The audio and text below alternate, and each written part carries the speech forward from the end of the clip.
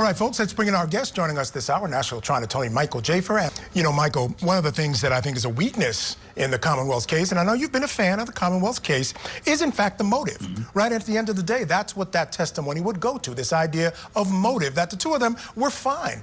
That even though they had arguments like everyone does in their relationship, it doesn't mean that she decided to hit him with a 6,000-pound vehicle. Yeah, you know what? Here's the thing. I've been thinking about this whole motive thing. I've never believed that Karen Read had motive to kill or murder John O'Keefe, right?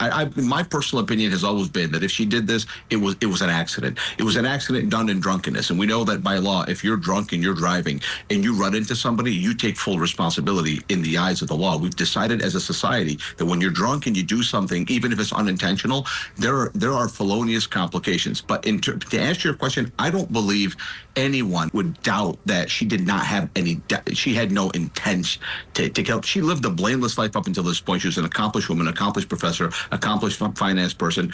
Why on earth would she want to kill John O'Keefe? She had no motive. So I don't think, first of all, that's why the state, in this case, they weren't focused on her motive like in the first trial.